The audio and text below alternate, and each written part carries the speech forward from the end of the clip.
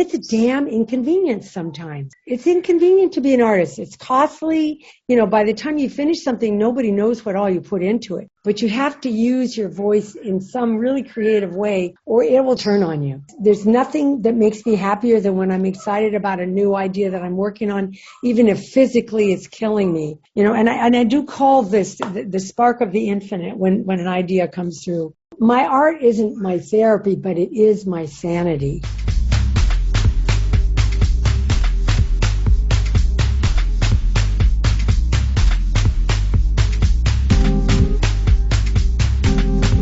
Welcome to Angel City Culture Quest, where art, social justice, and the environment meet in Los Angeles. I am your host, Melina Paris, and I welcome you to this episode.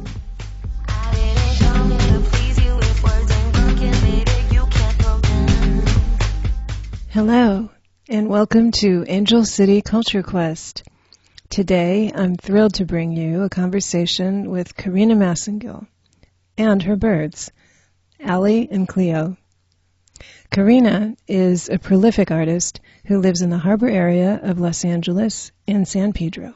First, I'd like to bring you a quick bio on my guest today. Karena attended California College of Arts and Crafts in Oakland, Temple University, Tyler School of Art, where she earned a Bachelor of Fine Art in 1975. After immigrating to Canada, Karena earned a Bachelor of Art in Education and Industrial Technology at University of Toronto. In Canada, she worked as an artist receiving numerous grants, exhibiting her work and creating public art projects. Karena also represented women in industry, working for the Canadian government while training as a welder-fitter at George Brown College alongside convicted felons seeking employment on a pipeline. She married her Australian husband in Canada before moving to Long Beach in 1986, and then in 1993 she earned a Master of Fine Arts in Sculpture at Cal State Fullerton. Karena is an art educator and former adjunct professor at Los Angeles Harbor College. Good morning, Karena. How are you? I'm fine, thank you very much. I'm so glad you're here today.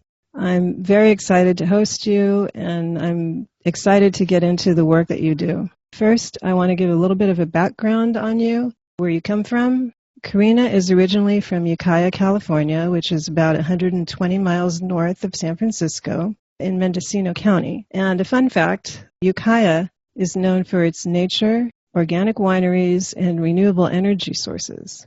I mention this for two reasons. First, today you're going to discover how significant the environment is in Karena's work. And second, Karena and her husband Grant live in a location where the land and sea and the port merge in San Pedro, a place where the beauty of the rugged coastline is juxtaposed alongside capital and industry. In fact, Karena, when I asked you how many mediums you work in, you said whatever you can think of. And it's not really about the medium for you. You like to work with different mixed media, but you're always resourceful. And you say the best form of what you do is recycling. And the best form of recycling is reuse. It's it's a good process that you have with that, and I think it's inspiring. Thank you. You said that it's not hard to be impacted by the environment. Can you elaborate on how it affects you a little bit? Well, in my travels, I've seen the devastation that is wreaked upon people least responsible for climate change because of what we're doing. And now, more recently, of course, more affluent countries are being affected, so more attention is being paid to it. But it was one of the reasons why I was inspired to create a work for San Pedro that addressed the climate change, with having traveled up to see the glaciers in 2014 and how much they have been receding and I'm sure are much worse now. It inspired me to make a work that I collaborated with my nephew, who's a sound artist, Peter Wells. He helped me with the background, and then I had several works, some of them turning, that were in the foreground to create this nothing to see here, sort of a play on words, to see as an S-E-A and then H-E-A-R. Yeah. Before we get much further, I want you to continue with this, but I just want to explain to the people what San Pedro is. You touched on it. It's an annual arts festival at Angels Gate Cultural Center in San Pedro. And on the Angels Gate website about Sound Pedro, it says, sound art is the oral equivalent of cinema, painting, theater, sculpture, and literature. Reframing the act of listening, works and performances explore the progression of sound from hearing to experience. You did want to touch on climate change and the glaciers and reach people through environmental works. And we had also talked about how it's a painful subject and that these works can hopefully make people think about it and then start to see or experience what global warming is about. Maybe be inspired too, to try and, clean up their own footprint. Definitely. So you did the Nothing to See Here, SEA and HEAR. 2019, and then the second project was in 2020 called Drip, Drip, Drip. And that's a fascinating piece. Can you describe that a little bit for us? Well, it is indicative, again, of the melting ice, and it's a fused glass piece with a mirrored back with stainless steel sort of bent stock to, again, sort of imitate visually that process. Again, referencing the melting of the glaciers. Yeah.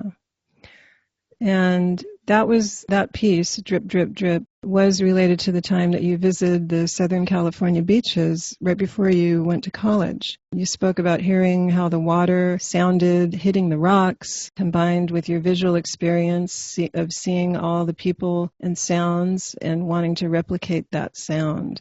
Well, as a child, we used to go to Mendocino, where I actually had a little bit of art classes while my mom took the adult classes, and I've always loved the coastline. But seeing the changes in the tide pools, for instance, has really affected me, because when I grew up, that was back in the day, people would go fish for abalone, and they would just come back with, I remember, a basket. It had that was so full of abalone. And he was just giving it to everybody. And the fact is that we overfished it. But I think of the tide pools, how they look today down here versus there, I'm sure they're changed there too. More and more we see the effect of climate change on these tide pools. And it's frightening. It's scary. It is a scary subject, indeed. And so this year for San Pedro, you did a video entitled Spoken Ice, and that's what you were leading into a moment ago with Sherry Keeson Burnham. Mm-hmm. And maybe the two of you are going to do more collaborations together. That's good to hear. Yeah, I would love to do that. I mean, I was inspired when you've been in an ice storm, and afterwards everything is coated with ice. The wind makes it almost musical.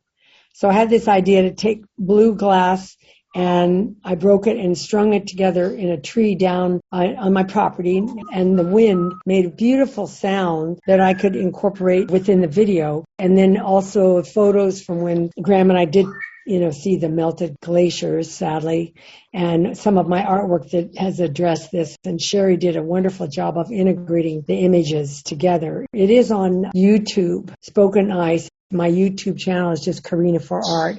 If anybody wants to look it up, it's not very long, it's a couple minutes. Yeah, and we're going to share it in our show notes so people can go right to it, click the link and see what you guys created. It's really beautiful, and I strongly suggest you check it out. Yeah, I had never really been interested in video before, but except for Bill Viola's incredible work, the Long Beach artist, that his videos off the chart. I see the potential for reaching larger audiences and the emotional impact as well. It has a lot of potential, video. And I don't know, I don't really like doing video work, but, I could see if, working on other collaborations when it works, because it's just so, you can send it anywhere, you can see it, it's so accessible.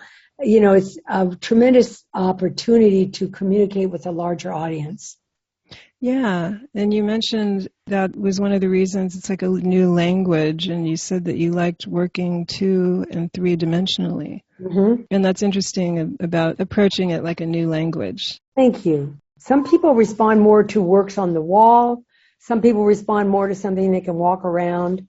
There's a physicality to it that you don't get with other works. Exactly. And speaking about video, what I'd like to tell our listeners is Karena will do a brief walkthrough of the pieces that we're going to be talking about today. There are 4 of them, and that video link will be also in our show notes. And you can link on there, and you can see Karena in her studio, and you'll get little bits and pieces of her other work as well, so that'll be exciting. Now, I want to get into the environment a little deeper with your work. You often work in big pieces, but you said that you love the option of making intimate work. Recently, that you've been able to make small, intimate narratives about some of the ideas going on in your head, which is often about the environment. And one of these pieces is titled Flight. It's a beautiful, small piece. It's made of cast brass, aluminum, steel, African beads, and African gray feathers, also acrylic and resin.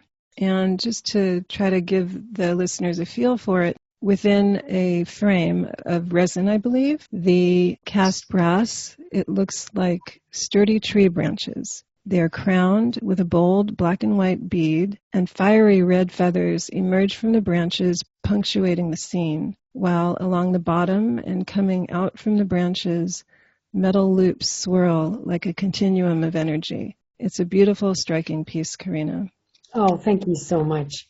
Yeah, and when you create these smaller, intimate works, is it perhaps related to reaching people more personally? Because the bigger picture that we've just been discussing with global warming is quite overwhelming. Yes. Well, you hit it really on the head, because I do feel like it's wonderful to make something small and intimate that people need to look at, get up close and look at before they can really read it. And to me, it creates an intimate relationship as a result. I mean, this particular work, I so went with my intuition, and I see it also as a form of escape that, when things are so challenging and frightening, that to be able to escape into an artwork that has content that you may relate to, but also is open for multiple interpretations. It's engaging and it's inviting that way. I want people to be unintimidated. So often people think, oh, I don't know anything about art.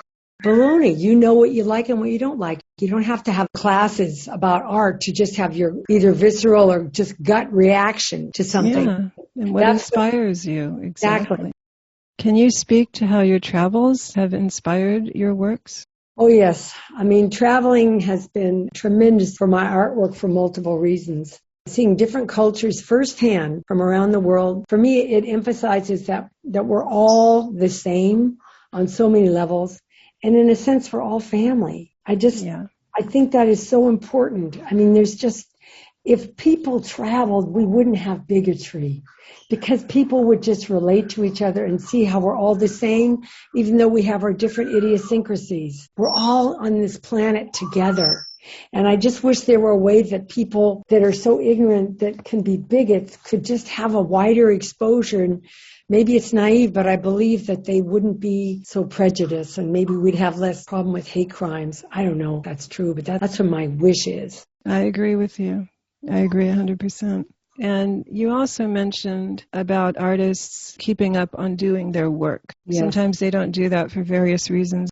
Maybe they're discouraged, or maybe they're having a hard time getting noticed or getting exhibitions. But you were talking about witnessing when artists don't remain consistent in producing work. Yeah, I mean, I just know even for myself, my art isn't my therapy, but it is my sanity. And if I don't work, I really am not in a good place. And I can't imagine going too long without it. I think it would really severely hinder my mental health. And I just have seen so many artists that, can have a mental breakdown or major health crisis, addiction issues. If you have that drive, I mean, it's a damn inconvenience sometimes. It's inconvenient to be an artist. It's costly. It takes time and energy. And, by the time you finish something, nobody knows what all you put into it. But at the same time, it's what makes me whole. There's nothing that makes me happier than when I'm excited about a new idea that I'm working on, even if physically it's killing me. And I just think that really I think that if you have that drive and you don't satisfy it somehow, that it comes out in destructive ways. And I just think it's important, and I do call this the spark of the infinite when an idea comes through. But I Yes. do believe that artists are born, they're not made. You have to find a way. You can find different voices, but you have to use your voice in some really creative way or it will turn on you. Yeah, and that's exactly what you do. Now, your process is a very interesting one of your processes, I should say. When you do two things, you have two pieces, you have the original piece and an echo. Can you explain that for our listeners, how you came to that creation? Well, I usually will do some sketches and then I work on a larger drawing while I'm thinking about how I'm going to put it together, usually with steel. So once I have the drawing, at least for the most part, figured out, I put it on my welding table and I start bending all of the steel to follow the line as I'm figuring out how I'm going to put it together. And it's on heavy watercolor paper. Because when I first was doing these, I was interested in different ethnic and age groups through like line portraiture, and I would do it on butcher paper. And then I realized that as the butcher paper caught fire, it made for an interesting work by itself. So I actually mounted those on canvas. They were very fragile. But that's when I got the idea to use the heavy watercolor paper. As I'm welding it still can hold its integrity. I control it with the spray bottle. But then I have like what I call an echo. It comes after the work. Once I've finished the welding, I take it off and I have something that I can turn into a painting. And when I do my walkthrough, I will show the work Shinto echo and then the steel work beside it so you can see the relationship of how that works. Exactly. That's going to encompass exactly what you're talking about. And then you said that it becomes a reincarnation, right? It feels that way to me. It's almost, I get a twofer for one thing. But in a way, it's like a different, I think of it as adolescent to adulthood. It gives me a painting canvas so I can further explore the concept, both either in color or monochromatically. And then for people to have their own private experience in my work, it's very important to me. When shown together, to me, they tell a story of evolution and even can be a spiritual discovery, inviting the viewer to reflect upon their own life and its challenges. Yeah, it's different representations. And then you said it reaches the more diverse population because of that. Yep. That's wonderful. Thank you. So if you're just joining us, we're talking to Karena Massengill, a prolific artist living in the harbor area of Los Angeles. Thank you for listening.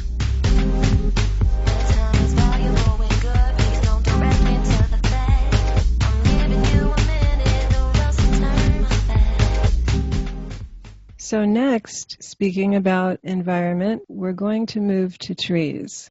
We discussed Shinto, which the full title is Shinto Today and Yesterday Echo. That piece was shown at the El Camino College Art Gallery exhibition titled What Is It About Trees? And Shinto is made of charcoal and acrylic on arches. And to describe it, it's got a soft red background, which features charcoaled arching lines that conjure the rising curves of roofs on Japanese architecture and Shinto temples. It's the echo of your sculpture. The echo is made from steel and oils. The piece represents how Shintoism, which is the most widely practiced religion in Japan, they worship nature. Yes. And you said you found it really inspiring, and it's something that we can all agree on, I think. Yeah. It's also meant to be a tribute to the incredible beauty of Japan. Like everything has an aesthetic quality. Even, the back stairs of an apartment building, everything, you just look at it and it's almost a work of art just in that they have a tremendous sense of design and aesthetics. It's just beautiful. Wonderful. It is inspiring to look at these constructions, and they're so perfect in a way. They sort of elevate your senses, I think. Oh, thank you. How did creating the separate pieces actually come to you? That's what I said before about working on the butcher paper and then just realizing that the flimsy little butcher paper was actually, it was an interesting work of art by itself. Somebody said, wow, look at that. Because I was just throwing them away on crummy, and then I thought, wow, that's when I made big pieces of canvas and laminated. So, when they are shown together, they, would be the similar aesthetic of the sculpture and then the echo next to it. But then I experimented with other materials. I tried with Tyvek. Plastic, it melted, didn't work. But then I came up with the idea of using heavy watercolor paper. So that's worked very well. It was a happy accident. Yeah, right. That's great. So you have another piece. And this one is a very recent piece. It's called The Tree That Was. This piece is made of stainless steel with oils, and it was inspired by the tree that used to be located on the other side of the fence, which leads to Sunken City near your home. Now, this work is in iridescent tones. Two neighboring trees, one is full and young, the other is aged and many branches. And the earth is a presence in the piece, and it's got frothy clouds spotting the horizon's sky that resemble sea spray, I thought. And you have Catalina Island is in the distance. It appears to be almost as if it's the wind, which is visible through white darting lines that are both solid and dotted, and they're circling the trees, which give the tree motion. We so loved the tree. In fact, during the first drought, Graham actually figured out how to get a long enough hose to run it from our house to try and keep it watered. But it did end up dying. And then it was standing, which we were very sorry about. But it was still there for a few more years. And then when we woke up and it was down, it had fallen in the night. And I felt sick about it. And that's when I was inspired to create a tribute to it, The Tree That Was. And I had done some other artwork with this view. In fact, I sold the sculptural part and the echo, and the woman that bought it loved it so much that she had it tattooed to her leg because she loved it so much.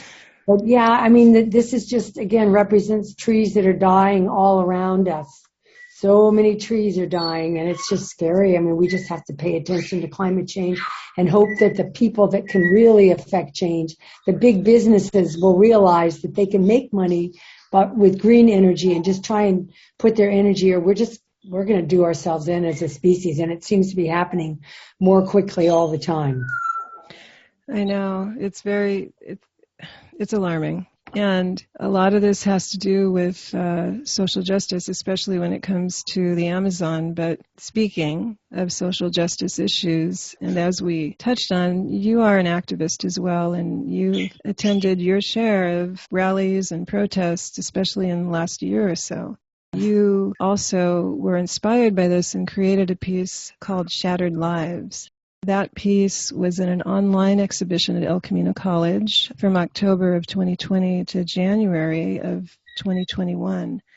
Now, this piece is beautiful and striking. With its silver blue base painting, this piece depicts a shattered yellow rearview mirror. On it sits discarded aviator lenses, and underneath comes a rising fist, visually echoing itself in burnt hues, emerging from the fire. Bursts of animated pink hearts with one at the wrist center surround it. It's an inspiring piece. I hear myself using inspiring with your work a lot because it is that. We look at the pieces that you create, there's a visceral reaction in many of these pieces, and I think they do strike at people's hearts and minds. Thank you. Well, making that piece, I realized I was torn because I felt like I'm not African American, but I still felt so angry. And I used that fist. That was all over the place, but I just couldn't not use that fist image. Yeah. And another thing, I realized how privileged I am, and I had never really thought about it. I've had such a privileged life, and I just think, it's just terrible for people who have had roadblocks thrown in their lives constantly, not to mention targeted when you're driving. So I felt very angry, which is one reason why I created that piece. Yeah, I just think when people are treated with such inequities and become frustrated, So I just put that into my artwork, but I understand why people, demonstrate it. I hope that it's made a difference. I think we are looking more at systemic racism as a result of those marches. I was struck by how many young people, first time I went out, were in them, and I was very happy to see that because, I'm going to be dead and gone. Who knows how much longer, hopefully a lot longer, but it's their future. They need to take the reins, and that's Exactly. what I think those movements, to me, it seems like they have. Yeah, and I'm so happy to see it. I think we all experience sorrow, realizing what young people are going into, but it's important that they take control of it, and that's exactly what they're doing through protest. Now, you mentioned, Karena, about using reflection in your work. Well, I've been using reflective materials, especially mirrors, broken. I find the act of looking at a fragmented image, it's a way of experiencing our environment with 4 different perspectives, even more self-reflection too. The first time that I worked with it, it was right after COVID began, and I had this dream, and I made this work that at first I thought, oh my God, am I foretelling my death? It really scared me, and then I realized it was like an exorcism. But you look in, you see the fractured image, and it's, you don't know whether it's keeping COVID out or keeping it in. But as soon as I finished it, I was able to break through and keep working, because I know a number of artist friends that have said when COVID first came out that they were just paralyzed. For some were weeks. It took me about a week, but then I got back on track. But yeah, the reflection I have just found interesting for ways I can't even completely explain. But I think largely, I just think the whole idea that I've always in my work wanted people to kind of reflect on themselves. And this becomes sort of a more literal interpretation of that. Exactly. It's so important because that touches on what you mentioned earlier about continuing with your work for your own sanity and artists in general to continue their work. It's an important thing. And that leads us to a little bit more of your activism and a little bit on your teaching. You used to teach in an inner city school, and you wanted to impress upon your students that everything that we look at today in our world has an artist involved. Can you talk about that a little bit? Well, sure. I think some of the kids that come from, they don't have a lot of money and they don't value their own work so much, and that for some of them, they don't see how they could make a living as an artist. So I think it's important for them to realize that there's, from industrial design to any number of graphic design, that, everything you see, as I say, it had some artist involved in making it. But yeah, one of the hardest things was just getting them to value their own work. And that I found it interesting that when I taught at a more affluent school in Palos Verdes, a sculpture class, that the kids really were no more talented than in the inner city, but they had expectations of themselves, of success, and I guess they just had a role model that they emulated in that way. And that, but I also try to have the kids realize, because in the in the poor schools that, I know the kids sometimes think if they had money that life would be easy, and, they think the rich kids, they've got it so easy. But what I wanted them to realize also is that, being an adolescent, being a teenager is difficult regardless of your affluence for multiple reasons. I pointed out to the kids, coming from a, somewhat strapped financial background that, if you had all the money, you think everything be good. Oh yeah, everything be great. I said, well, what if your parents are out busting their butt trying to pay this super expensive mortgage because it's a big giant house, and you have plenty of money but nobody to supervise you? Do you honestly think that you wouldn't maybe get into drugs or drink or abuse yourself in that way because of, having that accessibility? And they were sort of shocked by that. I said, plus kids coming from really affluent homes, they feel so stressed about trying to be able to be as successful as their parents are. And so I just think no matter what, the teenagers, as I say, it's a challenge, and that ideally they, can support each other going through this stages of life. It's a challenge no matter who you are. Exactly. Like you said, for different reasons. Mm-hmm. And I think that was interesting in the sense that you flipped it over a little bit in your example because it equalized the playing field for the kids, I think. Yeah. It showed how it can be hard from anybody's perspective to be a teenager for different reasons. Yep. I mean, the fact is that we tend to have our own, ideas that we just sort of go along with. And whenever someone comes along with maybe a challenging variation on that perspective, it takes a little while to process. It does, especially when you're younger, but that's the best time to be considering these things. You said that you do make work that people are curious about. You never know what can come of it in terms of people thinking about it in their own lives. That's right. So you're challenging people academically and artistically. In saying this, you were recalling your friend who is a poet and writer and editor of Modern Maturity magazine and also a press telegram here in Long Beach, Ken Wibicon.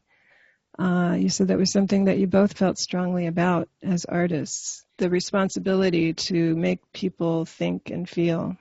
Can you talk a little bit about that? Well, we both sort of considered ourselves, he's passed away now, he's a dear friend, but we considered ourselves, I called him poet warrior, but we were warriors just trying to make people think and feel and do a little bit more reflection about their own lives and experiences from different perspectives.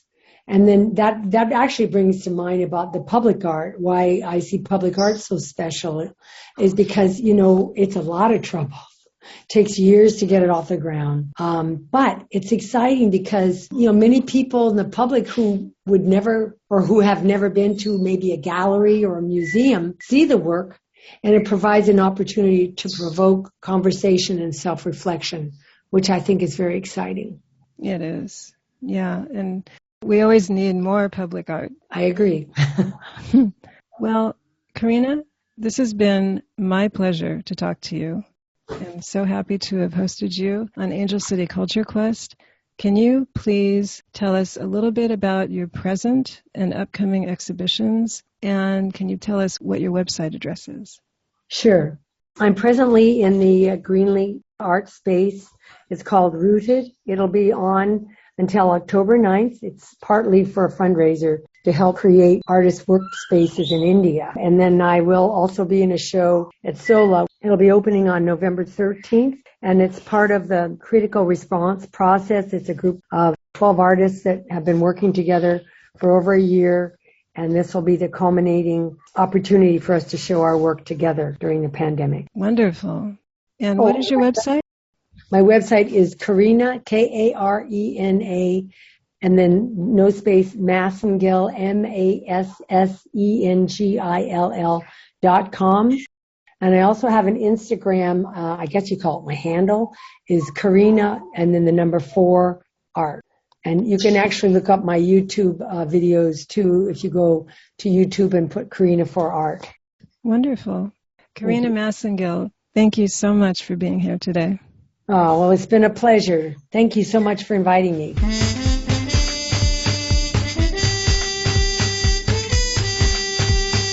Thank you for listening. If you enjoyed the show, please rate and recommend on iTunes, Spotify, or wherever you get your podcasts.